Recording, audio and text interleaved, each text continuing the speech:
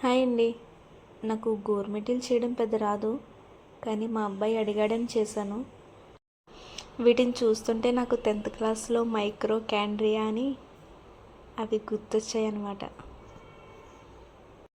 నాలా రాని వాళ్ళు కూడా చాలా సింపుల్గా ఈజీగా నేర్చుకోవచ్చు. ఎలా చేసుకోవాలో ఇప్పుడు చూద్దాం.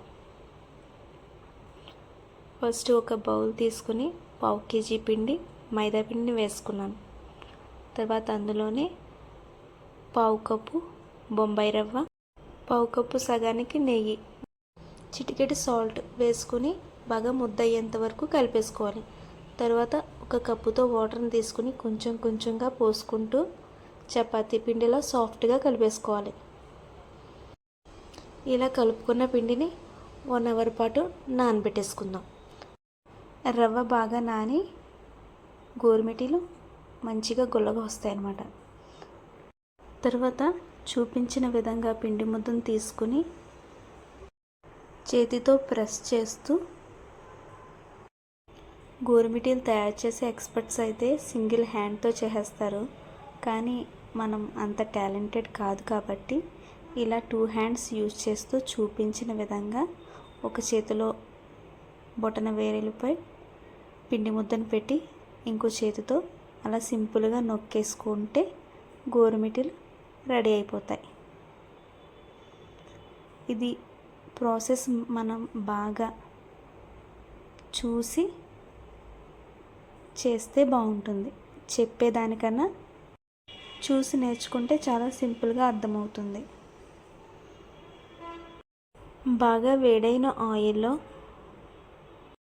ఈ గోరుమిటీలను వేసుకొని లో ఫ్లేమ్లో పెట్టి వేయించేసుకున్నట్లయితే చాలా మంచిగా వేగిపోతాయి. ఇప్పుడు మరొకటి చూపిస్తున్నాను. ఇలా మనం తయారు చేసుకున్న గోరుమిటీలను ఆయిల్లో వేసి వేయించేసుకుంటాం. తర్వాత ఇది ఇంకో ప్రాసెస్. ఇలాంటి పెద్ద జాలి గరిటె ఉన్నట్లయితే అందులో ఇలా పిండిని వేసుకుని నొక్కి కూడా వేసుకుంటే చాలా సింపుల్గా గోరుమిటీలు తయారు చేసుకోవచ్చు. 1/2 kg మైదా పిండిని తీసుకున్నాం కాబట్టి 1/2 kg పంచదారను తీసుకొని కొంచెం వాటర్ పోసి యాలకులు కూడా వేసి బాగా పాకం దగ్గర పడేంత వరకు మరిగించేసుకోవాలి. పాకం దగ్గర పడ్డాక ఒక బౌల్లో కొంచెం వాటర్ తీసుకుని అందులో కొంచెం పాకం ఉండైతే మనకి పాకం పర్ఫెక్ట్గా వచ్చేసినట్లే.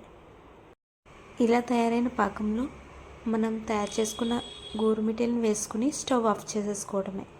ఇవి కొంచెం చల్లారడానికి ఒక ప్లేట్లోకి తీసేసుకుంటే ఎంతో రుచికరమైన గోరుమిటీలు రెడీ అయిపోయినట్లే. ఈ ప్రాసెస్ మీకు కూడా నచ్చినట్లయితే లైక్ చేయండి, ఇంకా షేర్ చేయండి, ఇంకా సబ్స్క్రైబ్ చేయండి. ఇంకా మన ఇన్స్టా పేజ్ని కూడా ఫాలో చేసేయండి. బాయ్.